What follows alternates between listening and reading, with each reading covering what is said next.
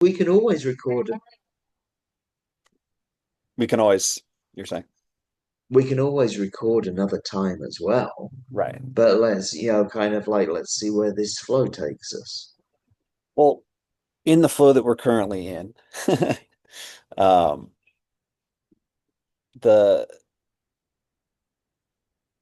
the idea of aligning with something that feels, we can't trust what we see on TV. We can, more and more of what's being delivered to us through the internet is AI and not even real.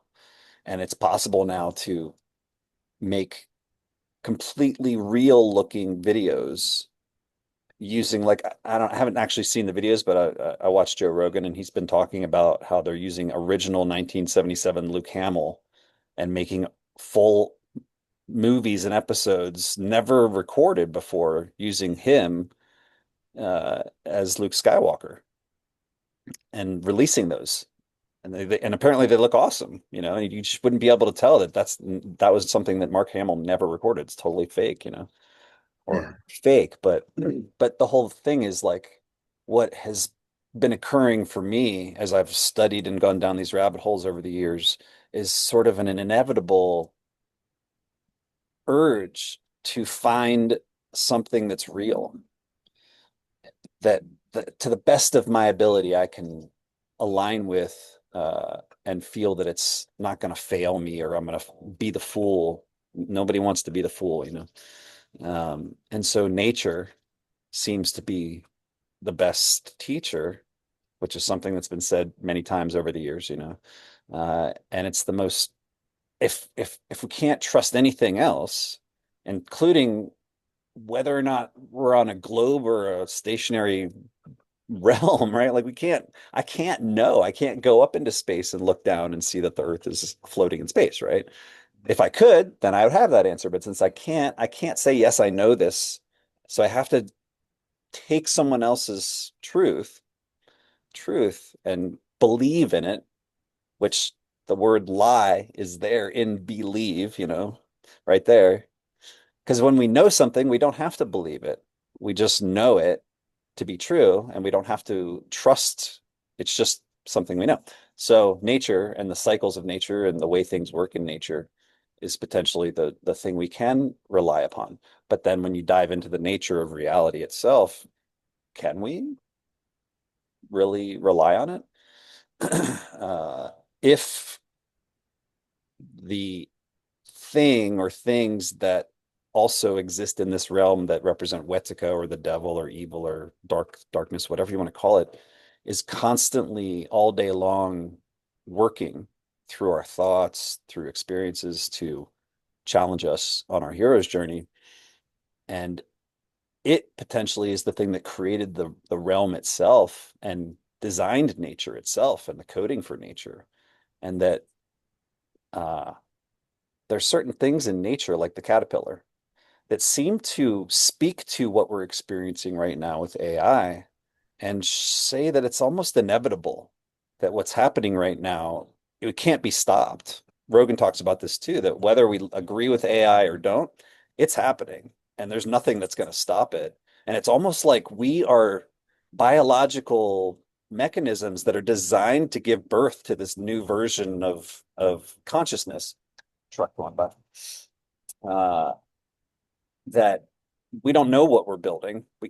But we can't stop ourselves from doing it. And then it's just going to happen and we will merge with it. He thinks, I'm not a Rogan advocate. I don't necessarily agree with everything he says, but these are the things I think about too, about where things are headed and what's really truly artificial. All these things that man makes are, like you said earlier, they are uh, a copy of a copy kind of thing, like they're coding that's manifested within the system that's not the original coding of the system. So, but does that make it artificial or is it just how the system is designed to work?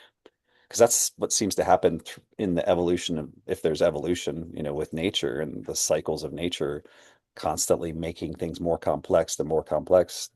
And that's the original coding of this realm didn't involve complex life. And within the realm, as a result of the environmental experiences, complex life seems to have evolved and developed within, created coding to create the human, right? Okay, that's my rant on that topic. Thank you for, Wow, there's a lot to unpack there. I know I that's, mean, I'm sorry. the first thing that I want to go back to the what you were saying about the creation of Mark Hamill from the original 77 footage and that kind of thing. And really kind of like I remember, I mean, I've been back because obviously, well, as you know, I'm a big fan. And I've gone back and watched Rogue One several times. And the image of Peter Cushing in Rogue One. And it grates. Right. There's something weird. I know that this is, what was it, 2019 Rogue One, something like that, Yeah. where we're looking at kind of the evolution of the systems happening so fast. You know, that doubling of Merlins, as it were, Yeah. happening almost on a daily basis, it seems right now. But looking at it and looking at, kind of like the image of Carrie Fisher, Hmm. kind of like that they've done post mortem and that kind of thing, and seeing it and it being like,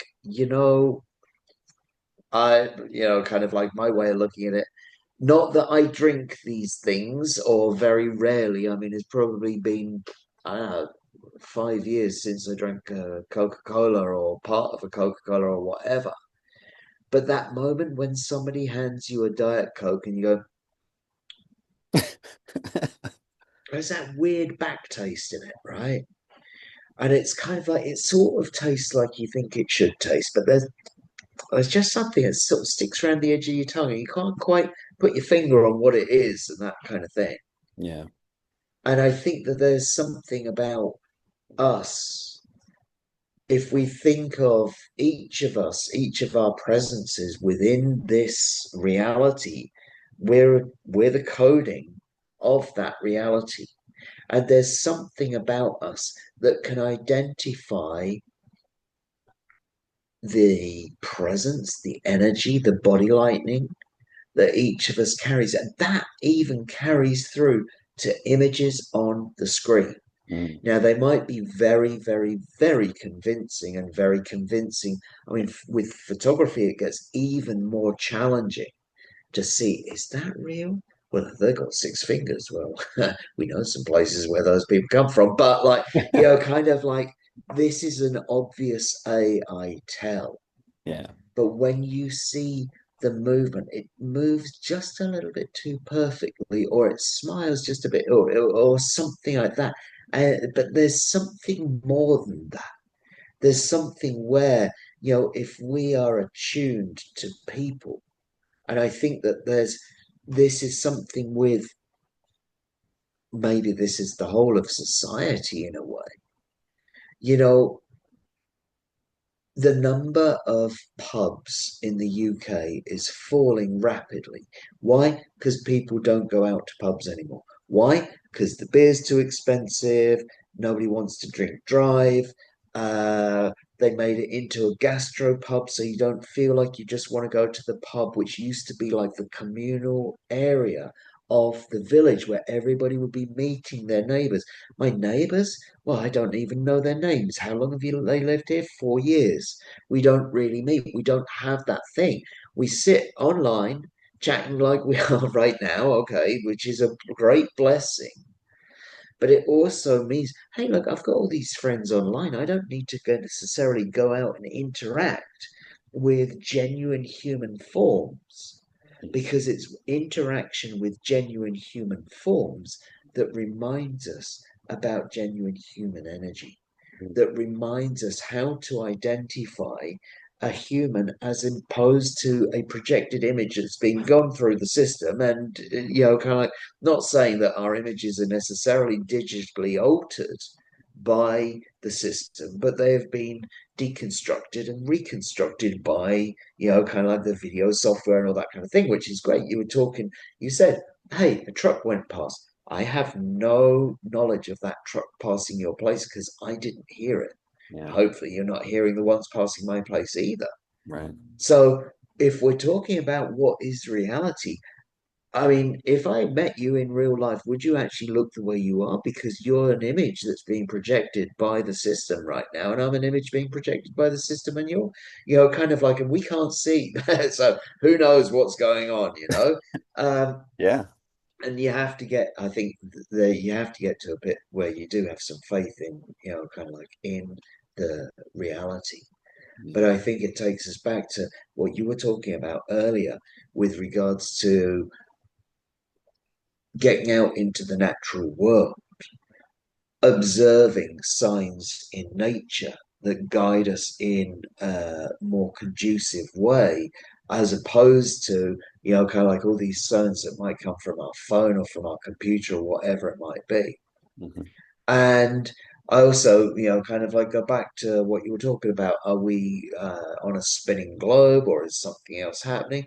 And again, going out and spending time under the stars, but not just on one occasion, because one occasion does not, kind of like necessarily tell you this over and over again, whether it's through astronomy or astrophotography or sailing and these kind of things. Because if you talk to astronomers and if you talk to sailors, you will get a very definitive answer of what, of being on a spinning globe, Mhm. because all you need to do is go and watch the sky for a while, and being out under that expanse of sky, navigating using the stars and all that kind of thing, very clearly becomes, very strong evidence of the globe reality, let's say. Mhm. And so, kind of that happens when we get out, when we disconnect from the screen and go and talk with people in real life and spend time in the forest and spend time under the stars. It helps us to re anchor into what I would like to call the truth of this reality, whether this reality is a simulation or not. Mhm. It re anchors us into the aligned coding that helps this reality to run in the way that it's supposed to run with regards to health, with regards to mental health, and those kind of things. Because it's almost as if when we allow our consciousness to align with that original coding, that resolves whatever glitches that we might have picked up in our coding, in our reality. Mhm. And those glitches might come in. I was talking about the can of Coke and the aspartame and that kind of thing. And it's, yeah, this, kind of like this molecule that lands on my tongue and creates an electrical image or an electrical signal that tells me sweet or whatever it might be. And yeah, we can go down. I know that you said you didn't like the necessary thing, but like, kind of like watching the way that that coding works within the movie The Matrix, kind of like thinking about I think it was like in the second one when she tastes the dessert and you see the pleasure centers light up and all that kind of thing. Yeah. That's a really good image to have of that kind of thing. But what happens when we start to get to the point where we prefer the artificial, the one which is constructed by a simulation within a simulation, rather than what is constructed as the original code? Mhm. Because for me, this is where it's almost like starting to run a virus through us, and kind of like almost literally kind of like with the original version of the virus and that kind of thing, because Mhm. it's corrupting our DNA, it's corrupting our code. And that's when that starts to run wildfire, that's when disease really starts to set in. Mhm. And so those artificial elements which come into our reality, sometimes I look at the ceiling fans here in the apartment in Philadelphia, and I see the amount of soot on the leading edge of the ceiling fan, and I realize yeah, that fan has been spinning all summer, and day after day it's colliding with more soot particles until it becomes noticeable. I'm thinking, well, my wife is breathing that air day after day. How many soot particles are coating her lungs? How long will it take for her to be out in the mountains with me for those soot particles to be emitted? How much damage does that do to, okay, again, looking at it from the programming point of view, each of those particles causing an issue within the programming that's her or whatever. It's an interesting way of looking at it, but you know, getting out into that fresh air, I think, is a very important thing. Absolutely. Agree. I appreciate that distinction related to the coding. Uh, First of all, I got to go back to what you said about Tarkin, because yeah, he just looks like a bobblehead when he turns around. But you just, but is it because we know he's dead and we know it's not real already that we have that reaction? Whereas if it's an actor that we don't know, have never seen, don't know who that person is, kind of thing, are we going to know that they're not real or not? Because we don't have that frame of reference to reality to know that that person's definitely not real because we know they're dead, kind of thing, you know. But I had the same reaction, and it's just like you described, it's just like not as satisfying. But that takes me to what you're talking about related to getting out into nature and how aligning with natural patterns has a certain satisfaction to it that I had to learn, that I already knew intuitively or instinctually, but I never was exposed to it with any kind of structure growing up. And my structure growing up was much more geared towards getting me aligned with the artificial system that we all pay attention to. But as my life has brought me further and further out into nature, and just, for instance, a woman that works at the animal feed store down here, she's lived on this mountain her whole life, and she told me that there is a plant. Well, actually, she thought it was a fungus, but we learned it's a plant that is in living in harmony with a fungus under the ground. That it's called the snow plant. It's this red flowery plant, and it blooms in the spring. And she told me that you can know, or you can get an indicator of how strong the coming winter is going to be by how many of these plants bloom in the spring before. So she said, usually she'll see one or two in one space, maybe three, and oh, three. Well, this winter is going to be a strong winter. Well, this former spring, right before I moved up here, she said that she saw eight in one place, and it's the most she's ever seen in her life. So she feels that this coming winter is going to be one of the strongest we've ever seen in this area. We'll see. But what's fascinating to me about that is the predictive aspect of these plants. How could the plants possibly know what's coming next winter, right? But the reality is they're tapped directly into the coding of all the cycles that are taking place that humans don't necessarily know about unless you get out and look at the stars and that kind of thing, like you were saying, and you align with the equinox and solstices and pay attention to the moon and the other planets, and then all of a sudden these things stop becoming amazing and start just becoming obvious and intuitive. And whether or not it's real or not is kind of irrelevant in terms of, is the coding of this realm itself designed to get us to leave that frequency and manifest this other one that we have. We have done so. Hi, Kitty. And we are in this reality now. And what you said made me think about how maybe what is happening right now with this artificial reality that's being generated is giving us the opportunity to separate ourselves far enough from our natural environment so that we kind of snap back. Um, I've read enough of the Popol Vuh to know that the reason the fourth incarnation, the corn people were successful is because they were able to discern and make their prayers and remember the gods. And all the creations before that couldn't do that. And so they had to be destroyed. So maybe what's happening is the synchronicities and the magic that come through nature also seem to come through the technology. I've noticed as I've been paying attention. It's part of what's led me astray sometimes, let's say, is, oh, well, that synchronicity just took place. That's going to guide me, but it's coming through a device instead of the wind or whatever, right? But that's still the synchronicities and the magic was all still there, I guess, because it's all part of the same system.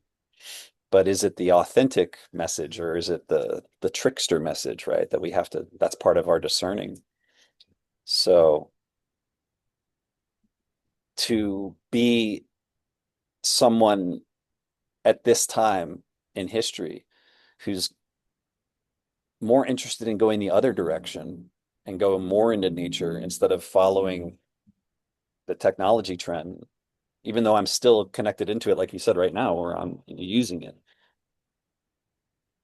It's like it's it's it's just a cool story, I guess. It's a cool life to be living and an opportunity to live a life like this versus just being a lemming or a non-player character, whatever you call it, that's just in the system and doesn't have that opportunity to discern the bigger picture.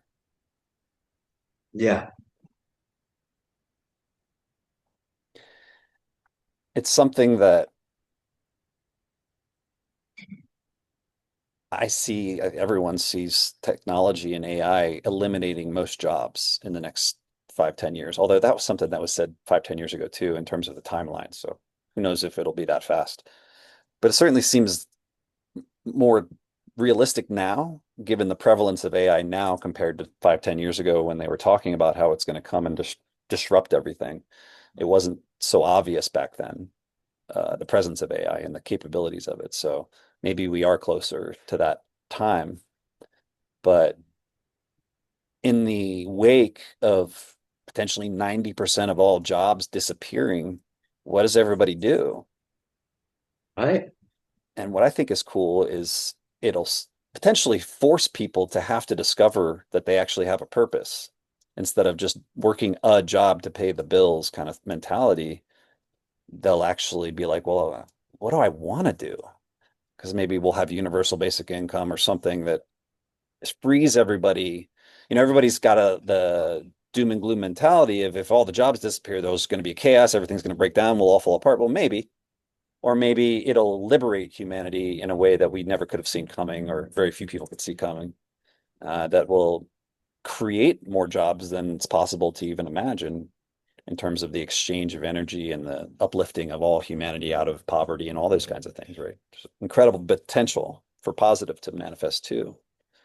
But either way, all these people who don't know they even have a purpose, much less are tuned into the possibility of seeking it out and having it unfold in their reality as a hero's journey.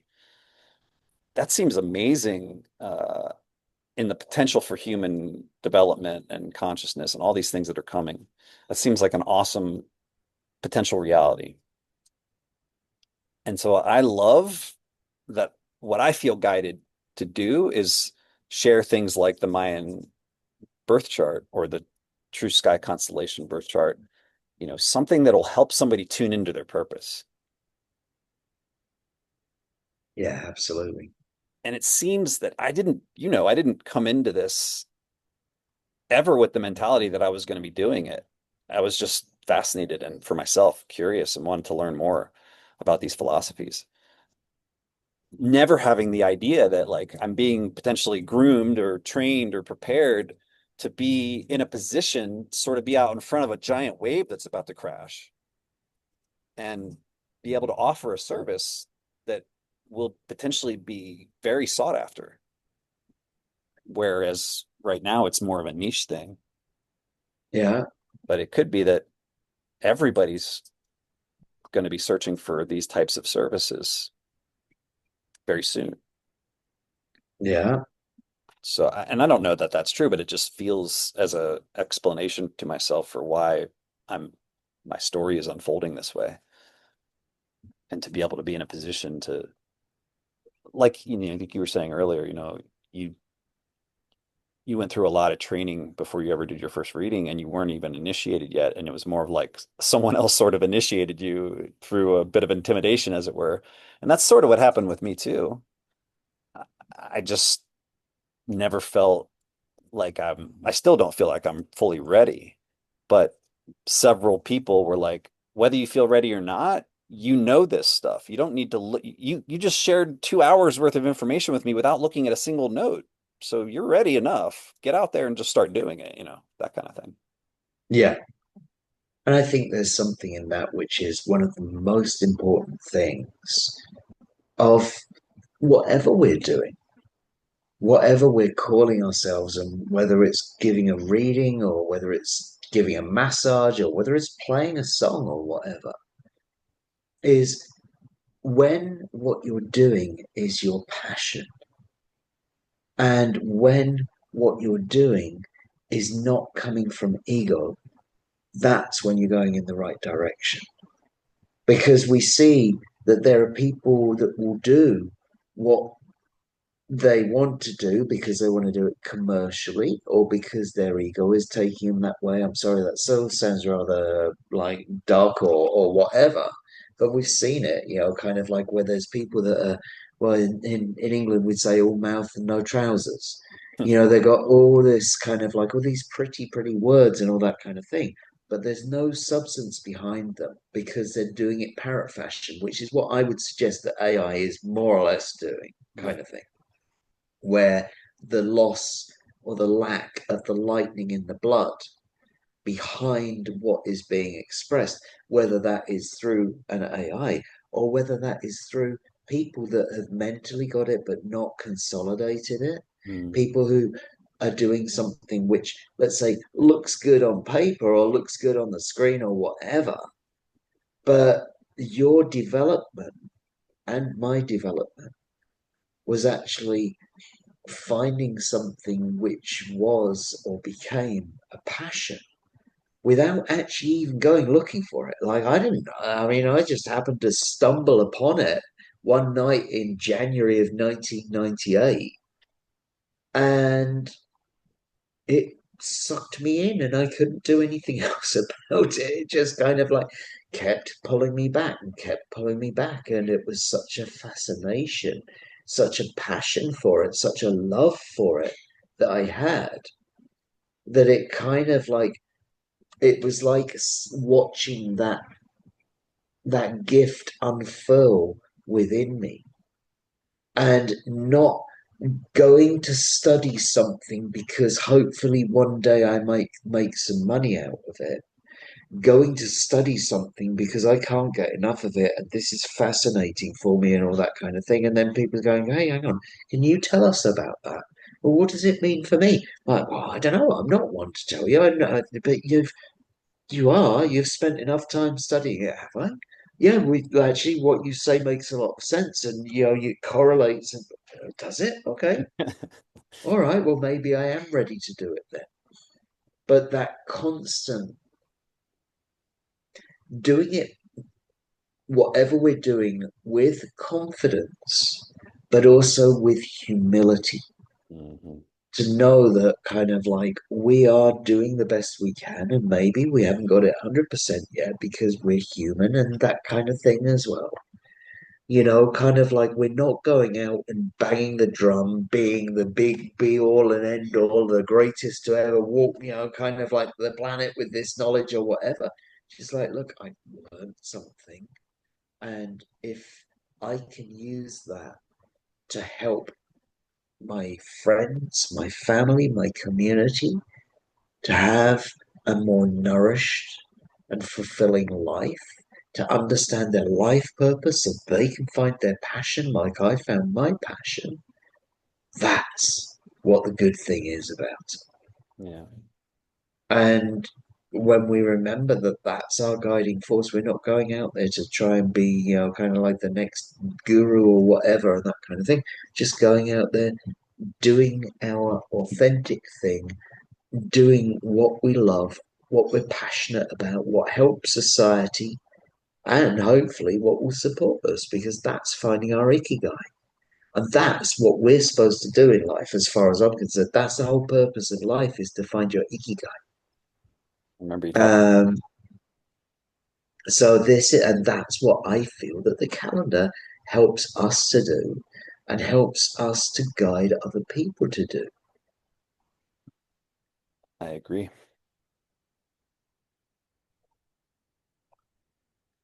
The So, I love that you're interested in potentially bringing the fire ceremony here.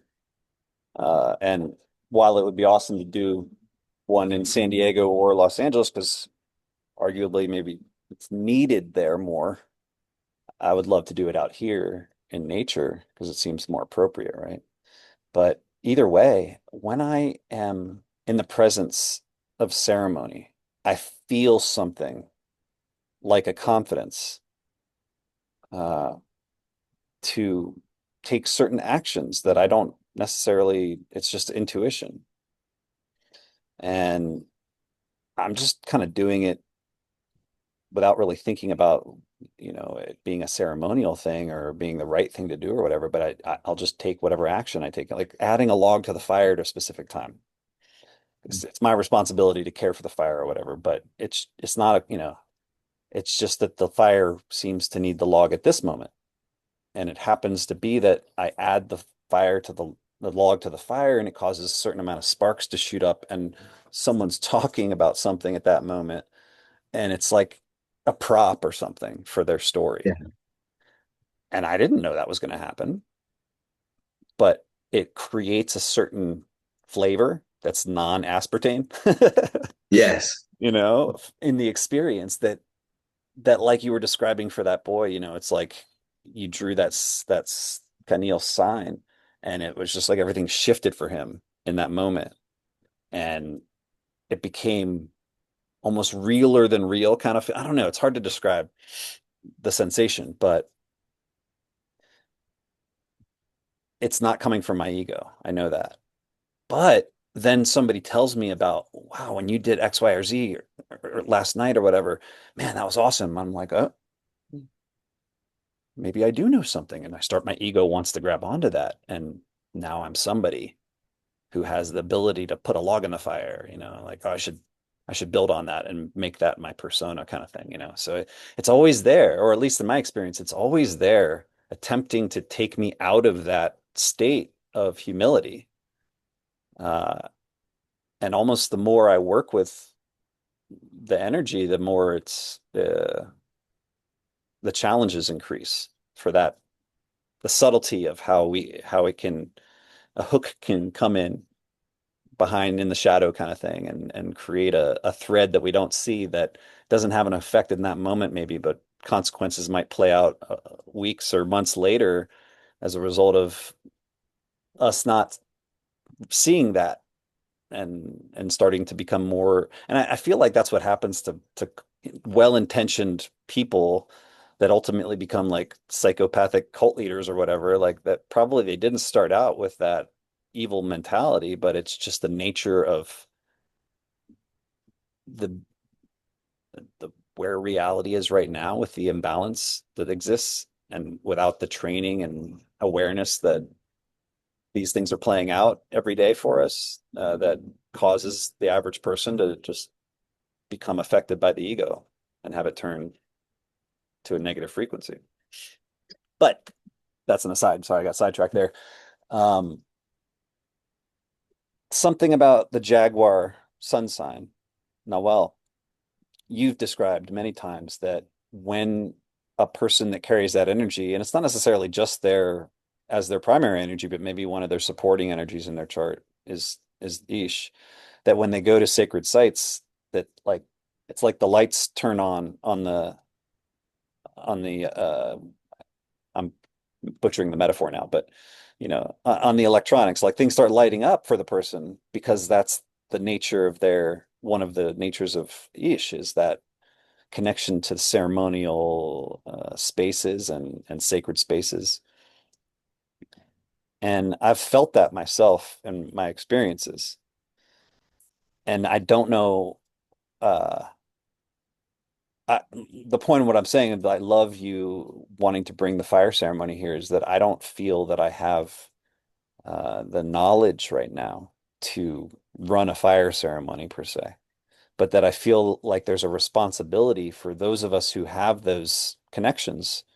If it's something that is the community wants, that we should step into that role because we have the ability to do it, not because we're trying to say, "Hey, everybody, come follow me," right?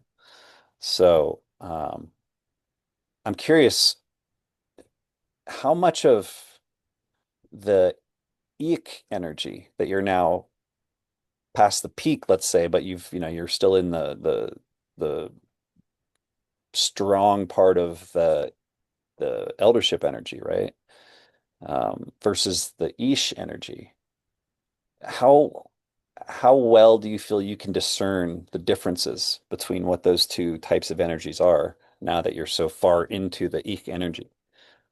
Because that's another thing I wanted to talk about is Kech, for instance, and the ability to walk out in the woods and actually like receive messages that are being offered by knowing how to discern and probably having learned that from somebody, or maybe not. Maybe it's something you do intuitively. But anyway, the essences of these energies, and how they come through us, that's something that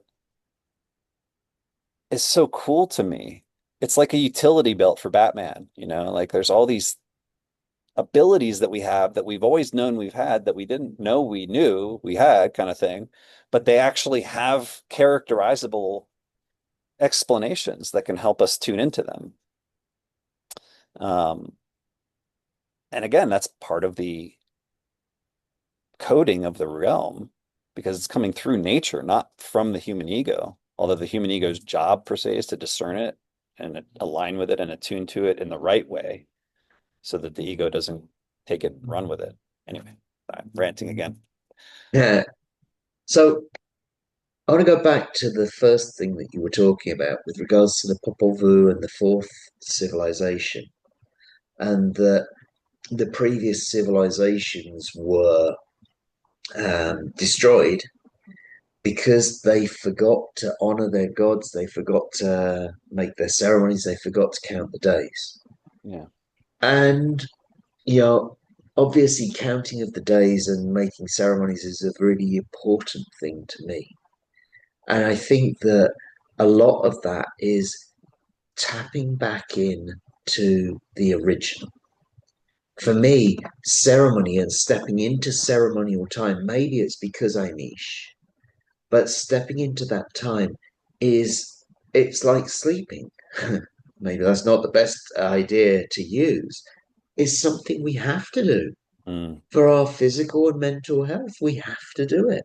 mm, And the if we didn't have TVs, we didn't have distractions, would we be making more ceremony? mm, Even if you look at it from the point of view, and kind of like this is a different point of view, but at least when people were going along to church more, they were having some kind of interaction with something from a different realm. Whether we would necessarily want to be in that church or whatever it might have been, they were nourishing their soul in the way that was available to them at that particular time. Now, we've found other ways of nourishing our souls, but what about when you never nourish your soul? mm, What about when your nourishment of your soul comes from TikTok or YouTube or something like that? And particularly when your nourishment of your soul comes from AI generated content on those kind of platforms. mm, What kind of nourishment? Yeah, I mean, this is like the Twinkie of of a kind of like spiritual nourishment, right? yeah. Um, also kind of like picking up what you were saying with regards to that whole thing with ego. It's like as far as I am aware,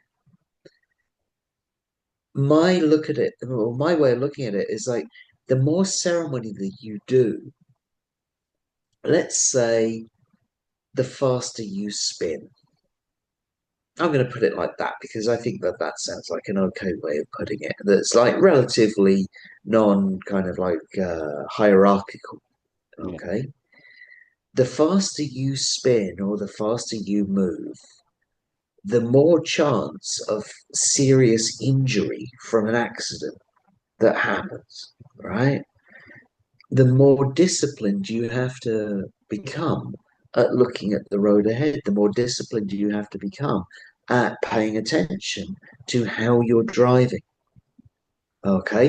And Yeah. so, from my point of view, the people that have the biggest fall are the people that really set themselves up in that guru kind of like status, only that we find out. I mean, I literally last week um, helped somebody to walk away from what I would call a cult, to walk away from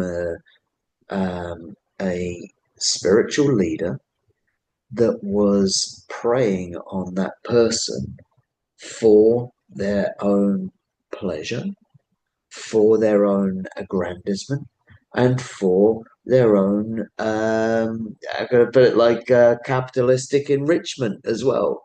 Hmm. Bleeding that person dry energetically, emotionally, and financially.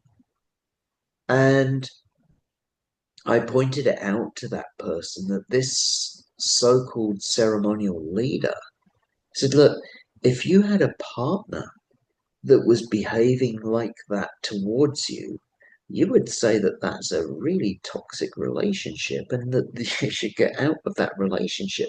But because this person's lined themselves up as a guru and terrified somebody using their spiritual knowledge, that person didn't feel that they could leave. And thankfully, we kind of like talked about it for long enough where they are now free from the cult, Wow. which is a good thing. But it's out there, and it's kind of like I feel that hearing and knowing those stories is a really good reminder for any of us that has put or is putting ourselves into the position that we take up as spiritual leader or guru or just as a signpost along the road to be immaculate with our integrity, to be absolutely clear on what we're doing this for. And, like for me, it involves a lot of self discipline, and that self discipline coming through that we know that our mind is absolutely straight, our body is absolutely straight, it is unpolluted by intoxicants. It's like if you saw somebody leaning on the wheel of the bus drinking a beer and you realized that was the bus driver, then quite honestly, would you get on the bus? And it's the same, especially when we're doing ceremony, like to be clean, depending on how big the ceremony is, as in like how many people are coming along, what the ceremony is for. It's like in the lineage that I come from, we practice abstinence the night before the ceremony. No sex, drugs, and rock and roll for us the night before a ceremony, quite rightly so. If that ceremony is something like a new year or wedding ceremony, we might extend that to 5 days of abstinence, of nothing which is going to affect our ability to discern what is going on around us. And, kind of like for me, I find that the longer that I work, the less I feel that I can, I kind of like I'm English, kind of like we grew up in the pub kind of thing, but alcohol and my system don't go together anymore. Hmm. And it certainly doesn't go together with anywhere near the work that we do. And so there is this purification that comes along that says, no, those intoxicants, they don't help to keep you straight. And what happens when you don't, kind of like, oh, it'll be okay, come on, it's only one or whatever. And it's like, yeah, and then things start to go wonky. Then you're not on the top of your game. And so you realize that those things, kind of like however we want to look at them, whatever kind of intoxicant it might be, start to leave your life because you cannot be clear-headed when they are involved. Mm. And that clear-headed nature, that self-discipline which is there, is something which has to be an integral part of the spiritual journey. Because I was just reading on the in the news today about the leader of a mega church who's being kind of like on trial for kind of like abuse of his younger female congregation and that kind of thing. The moment that anybody starts to see us as having kind of like some kind of elevation is the moment that we have to double, triple, and quadruple down on ensuring our discipline, self discipline, and integrity, and making sure that we are doing this, kind of like with all the right reasons. And yes, it may bring benefits, and that's that temptation that maybe that's what comes from the Wetiko or whatever of those things that are like, yeah, but you like this, don't you? Because we then get those people that come along and they want to know all about us. They want that energy. They've been so thirsty, so hungry for that energy for so long that they start to put themselves in a position which could be very compromising if we are not keeping our integrity and discipline. And it happens time and time again, and we have to be very, very straight with who we are, to have very, very clear boundaries and that kind of thing. This is one of the reasons why they say that the Ahbab should be married, because this is, kind of like if we're married, then theoretically we won't stray. I know that that's not necessarily a thing, Hmm. but it's kind of like it's interesting because, time and time again, I mean, how many times a year do we hear about people who are in a position of authority, and particularly spiritual authority, taking advantage of people who come along for guidance, vulnerable people at that. Yeah. And it's something which is, I have to say, kind of like we have organizations within the town, where I live in Guatemala, that grew up and are dedicated to exactly that because I'm going to say it's a cancer of spiritual societies that those predators are out there and continue to take advantage. And kind of like I sometimes think almost the more filters and the more flashy things are, the less I trust them. You know Hmm. what I mean? It's kind of like if you want to see the, kind of like the real shaman, he's sitting over there in an old shirt with a baseball cap, rather Right. than the one with the kind of like the white gowns and the feathers and all that kind of thing. Right. Um, that authenticity doesn't come necessarily from that kind of peacocking kind of display. Yeah. I hear you. Now, what I would say, I hope that none of what I've said is going to get me into trouble, as it were, be simply because that's that Eek thing about how when Eek came into my life in a big way, which I calculate was at the age of 37, that's when I started talking a lot more about what I do.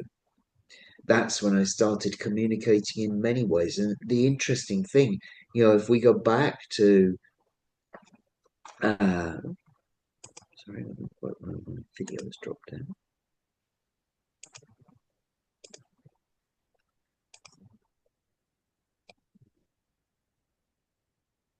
Go back again. If we go back to um, let's say even, I mean, the 90s, even the early 2000s, things like YouTube weren't there. The idea of using your that old Sony camcorder with the, like those little micro, what the DV tape, mini DV tapes or whatever. Right. And then you might take that and process it on your computer. Where are you going to put it? It's like maybe somebody's hosting it on a website. Well, look at the bit rate or bandwidth or whatever that you're getting at that point in time. The idea of watching it is so difficult. And so it's kind of interesting that my movement into that 13th future that I carry has also coincided with the media being available with which to transmit my communication on. Yeah. It's been kind of an interesting parallel that that happened at the same time. But, I think this is also where, with Eek, we have to be very aware that our words will be taken seriously. And so we have to be very, very aligned with what we're saying. That whole thing going back, integrity, self-discipline, um, good spiritual hygiene, as it were, Mhm. because when you know that what you say may be taken down and used against you or whatever it might be, especially when you carry ink and your words tend to carry power, you have to be very, very aware of what we're saying at all times, Yeah. which I think is something which I don't see it as bringing a fear of, I mustn't say anything because people might turn it back to me. It's like I need to be keeping my spirit clean so that what I'm saying I have no fear about putting out into the open because I know that I am aligned with the correct words. And I feel that regular connection with nature and regular connection with ceremony, it is a cleansing, it is a blessing. It's like washing that coding that we were mentally, spiritually, emotionally, or physically, Yeah. and it realigns us with true nature, as it were. Hmm. And that keeps us, kind of like on the right path.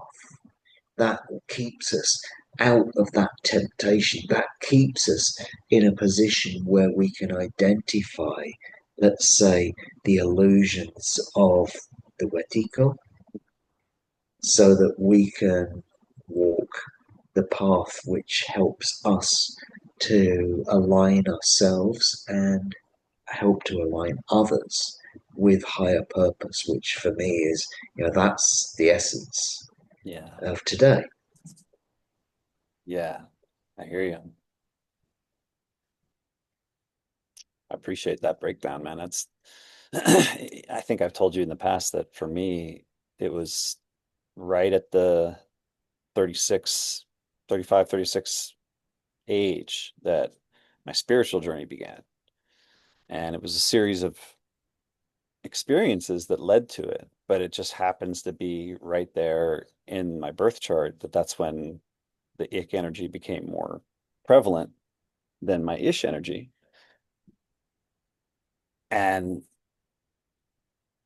I feel like it's both energies that have, ever since that shift occurred, that it was almost like the ick energy is what it was like, okay, it's time to wake up, get up, start moving, kind of more, maybe more masculine aspect of the energy versus the ish energy always sort of having been there, but I didn't understand it or wasn't aware of it, wasn't in tune with it. So it's like I'm learning about it and sort of being like, oh, I get why I'm drawn to that now. Related to that aspect of my energy, it's something I've never understood for 30 plus years.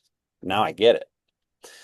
Um, but it's almost like the ick energy was the one that was almost more standing in front of the ish energy. And I guess that's the point in which it would be taking over and standing in front, as it were. I love using the theater light analogy that you use about it being a filter versus being you're no longer ish, you're now ick. That's not really the right way to, it's more of like a blending of the two. But that it was and maybe it's also related to the two moving into the 10, and the 10 being more about community and communication with the community, that kind of thing. That was just it was just time for me to start orienting myself towards sharing myself, Mhm. the multiple versions of me. But I think about how your number 5 is one of the ways, to think about it is work or working with, and you holding ceremony and working with ceremony is something that's a very significant part of your journey in particular. Whereas for me, I don't go out, or at least at this point, I haven't gone out to like initiate ceremony per se. But I did go through a sort of a reorientation of my understanding of the concept of ceremony, and maybe as it relates to my number, that, and in particular my journey with Wetiko, and that my ultimate end goal is to unconditionally love Wetiko. That in that way, I need to actually understand my relationship to it and see that relationship as ceremonial. And so two-ish, I could see how that'd be like relationship ceremonies is one way to think about that. That didn't occur to me until just this moment. That in those moments when I'm being tempted to reorient myself towards a state of gratitude for that experience and what the Wetiko is attempting to bring for me as a challenge to see which way am I going to go? Am I going to relapse into aspartame, or am I going to continue to stay clean? And along those, I'm curious, have you ever had to cancel a ceremony because you just weren't clean energetically and you knew it? Or is it something, because that's something I feel like, and maybe it's a nature of being a two versus a five. I find myself relapsing a lot. I've totally changed my diet and I've cleaned up my diet significantly, but I'm still able to relapse into a bag of peanut M&Ms. And I know what that's, I know what that is. There's no nutrition there. It's just basically I'm just eating poison, but it tastes so good. So I'm dirtying up the temple, as it were. And if I have a ceremony coming up and I'm feeling tempted to dirty up the temple, then I can see that ahead of time, let's say, and avoid it and understand it and have gratitude for it as a challenge to, are you really intending to do this ceremony right, or are you going to kind of mail it in? So I'm curious your experience with that as you've built your ceremony experience is I mean, it's almost like a tour, like you were describing earlier, that you have a Yeah. ceremonial season that you go through. That's very important. I would imagine you do it up there in Philadelphia, as best you can to keep it going. Yeah. So yeah, Yeah. Yeah. I mean, I just made ceremony last Sunday in Kutztown. And yes, of course, kind of like keeping my energy clean. I have never had to cancel a ceremony through any of those kind of reasons. I think I might have had to cancel one once, or at least very seriously realigned it because it was absolutely throwing it down with rain, and we literally couldn't light a fire in the outdoor because it was too wet. as much as you might want to, Which that's not your ego's fault.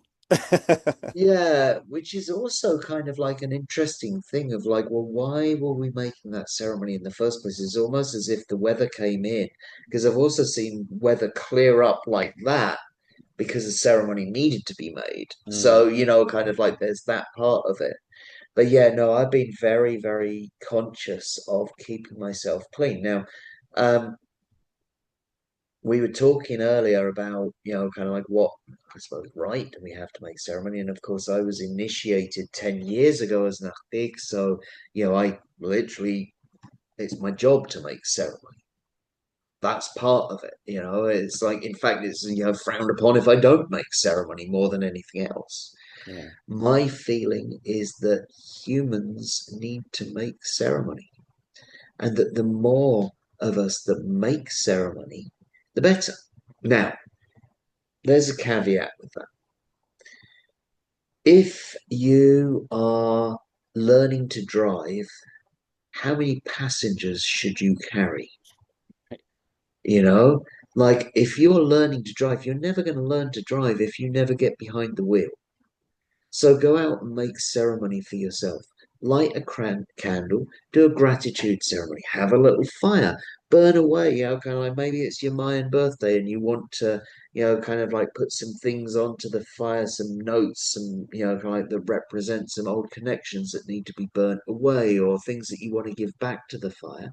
And maybe you've got some other bits that you want to give to the fire of what you want to bring in. Now, it's not going to be a Mayan fire ceremony. It can be fire and it can be ceremony, Hmm. but it's not a Mayan fire ceremony because you're not trained for that or something like that. Right.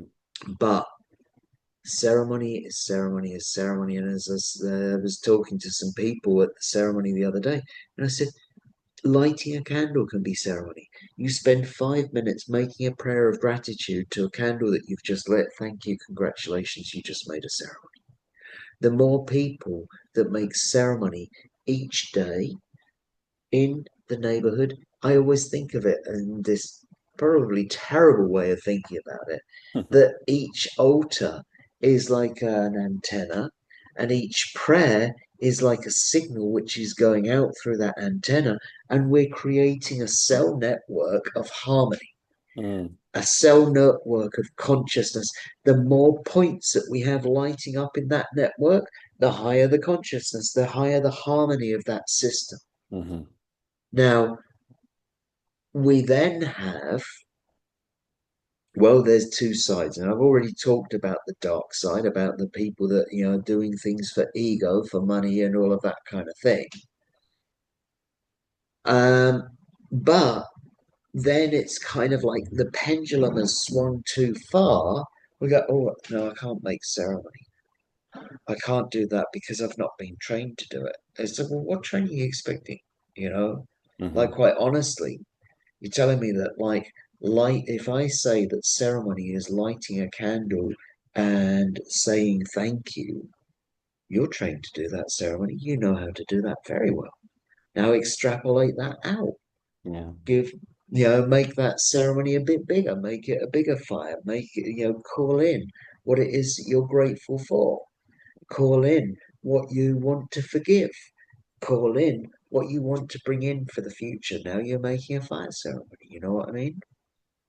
Who is going to give you the certificate to say that you have been correctly trained for that? Now, as I said, learning how to make a fire ceremony is like you start driving the bus without any passengers on it. Yeah. Because who knows? Yes, as if you ever done new moon manifestation, which is ceremony, kind of like who's qualified or authorized you to do that? Well, I just decided to do it. Great, you got it. Right. So, like, that's where we go into it. But as I say, when we're learning to drive the bus, that's when we really do need to go through some higher level training to make sure that we know what happens. Look, that person just started crying. What am I going to do about it? That person's having a bit of a meltdown. That person's gone into an ecstatic, whatever, that kind of thing. It's, kind of like having those tools that help us to keep everything running in the right way, keep the bus going while we're attending to a passenger or whatever it might be. That's a skill that comes later, but you can only get there by making ceremony, and that doesn't happen through feeling like I'm not ready, I'm not trained, I'm not this. We got to go out and do it. Yeah. Um, and sooner or later, somebody might say, "Hey, can I come and sit with you when you make one of them fires?" Well, I'm not trained in it. I don't care. I just want to come and see how you do it.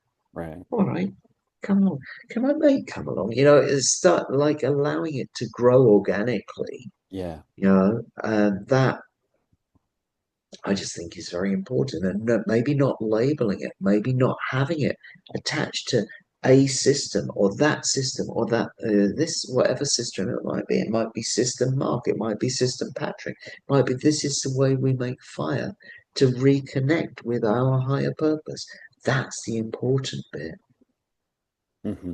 The intent. Making it non-denominational, as it were, Yeah. because then it can't ever be certificated, as it were. Right. And like you say, doing it with the intent. I think that getting ourselves out of our screens and honestly, compassionately, empathically making our ceremonies for harmony in our society has to be one of the, kind of like, I'd say almost kind of like highest purposes that we can have. And it's certainly a lot better than doom scrolling because, kind of like, or whatever, which is, kind of like the other way that society is going. So, that's, I think that's really what I want to share today about this. I appreciate that, brother. It's there's this concept, I don't remember where I came across it, of, make your entire life ceremony, essentially. From the moment you wake up to the moment you go to bed, have everything that you do, if it's possible, have it be some form of at least your orientation towards the interaction, whatever you're doing, have it be coming from you from a ceremonial mindset. Uh, Ultimately, if that's happening, whether we know it or not, as a form, a byproduct of consciousness or whatever you want to call it, then, like you said earlier, it's like doom scrolling is actually ceremony. It's just feeding us medicine that's toxic or whatever you want to call it to the psyche, to the harmony, to the ability to have harmony, especially with others in the community. It might bring harmony inside the ego for a few minutes for them to be happy, but like it's isolating a person from their community, and usually it's putting them in a frequency of wanting to be isolated because everybody's so evil or messed up or whatever, that kind of thing. But Yeah, it's still an energetic feeding, if you will. It's just instead of being in a state of gratitude and reverence or awareness, if nothing else, uh, from the mindset of what I've learned about the importance of ceremonial mindset, to be in a state of presence, humility, and reverence for whatever is happening in the moment. I think that if we are in a state of presence and humility and reverence, I don't think that we would actually pick up our phone and start doom scrolling, quite honestly. Yeah. I don't really see it going together because it's kind of like I I personally, I mean, kind of like maybe I'm on the bus going to Aldi or whatever, if I pick up my phone and start doom scrolling, I'm not present. Yeah. It cannot go together. Now, we can use the wonderful communication tools, whether it's social media or websites or whatever it might be.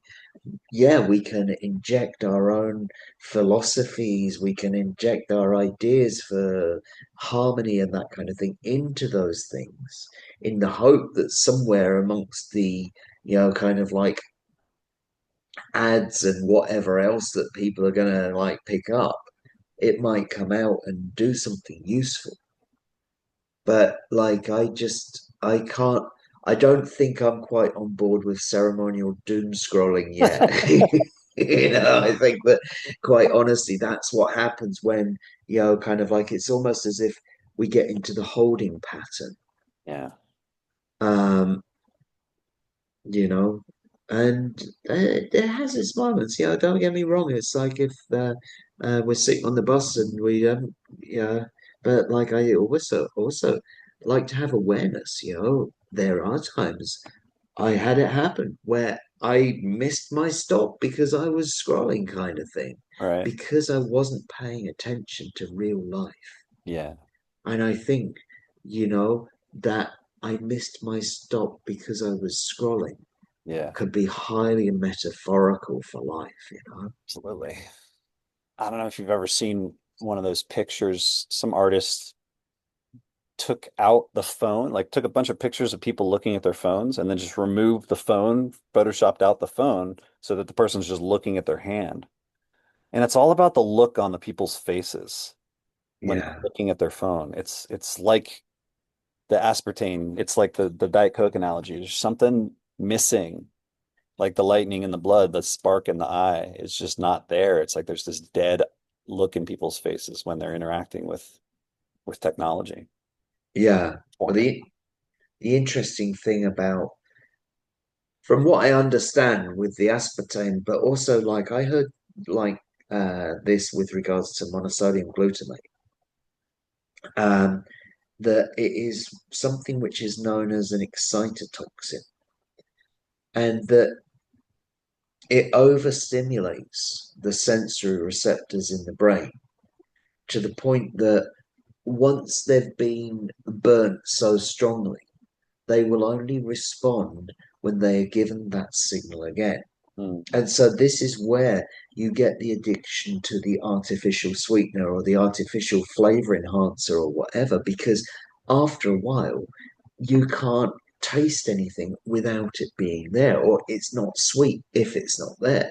And mm, so, again, if we extrapolate that out to digital media or AI or whatever it might be, it gets to the point where we've become so conditioned to it that to not have it there means we don't feel,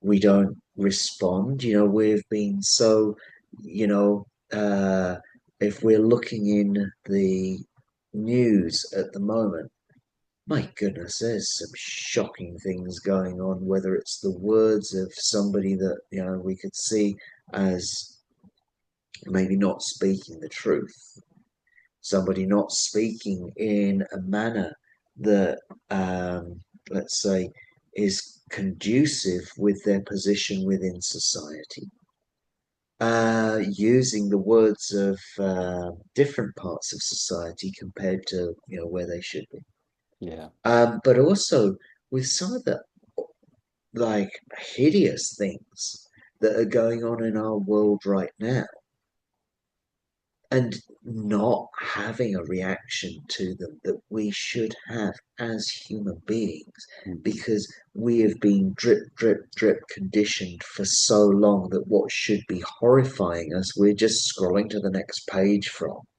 Yeah. That's that big danger of our disconnection from our community, from our society, from what's real in life, because we're seeing these horrific images, reading these horrific stories, hearing these horrific speeches, and going, yeah, okay, what's on the next channel, kind of thing, rather than going, oh my goodness, what's going on with the world? Right.